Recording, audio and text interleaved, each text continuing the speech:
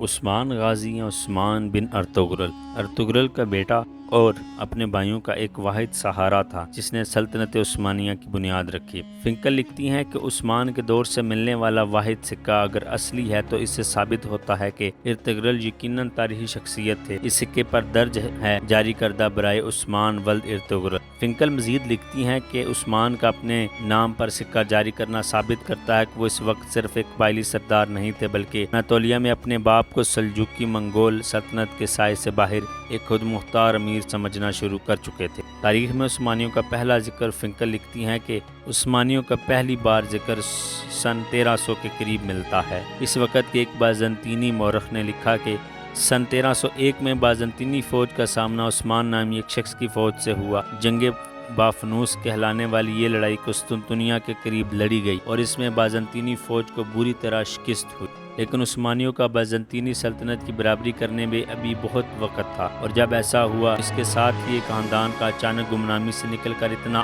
آگے آنے کے بارے میں کئی کہانیوں نے بھی جنم لیا۔ عثمان کا خواب۔ مورخ لیسلی پی پیرس نے اپنی کتاب the imperial harem women and sovereignty in the Ottoman empires میں لکھا کہ سلطنت عثمانیہ کے آغاز میں سب سے زیادہ سنی جانے والی روایت کے مطابق عثمان نے اپنی ابتدائی کامیابیوں کے بعد ایک خواب دیکھا تھا۔ اس خواب میں انہوں نے دیکھا کہ ایک درویش شیخ ادبالی کے سینے سے چاند نمودار ہوتا ہے اور اس کے اپنے سینے میں داخل ہو جاتا ہے۔ اس کے ساتھ ہی اس پیٹ سے ایک بڑا درخت نکلتا ہے جس کا سایہ پوری دنیا پر چھا جاتا ہے۔ اس درخت کی شاخوں کے نیچے چشمے بہتے ہیں جن سے لوگ پانی پیتے ہیں اور کھیت سیراب ہوتے ہیں۔ عثمان نے جب اپنے شیخ ادبالی سے تعبیر پوچھی تو انہوں نے کہا کہ خدا نے عثمان اور اس کی اولاد کو دنیا کی حکمرانی کے لیے چن لیا ہے، اور انہوں نے کہا کہ ان کے سینے سے نکل کر عثمان کے سینے میں داخل ہونے والا چاند ان کی بیٹی ہے جو اس خواب کے بعد عثمان کی اہلیہ بن گئی، جن کا نام بالا خاتون تاریخ میں بتایا گیا ہے۔ فنکل مزید لکھتی ہیں کہ ابتدائی عثمانی سلطانوں کے اپنے آغاز کے تاریخ معلوم کرنے سے زیادہ دلچسپی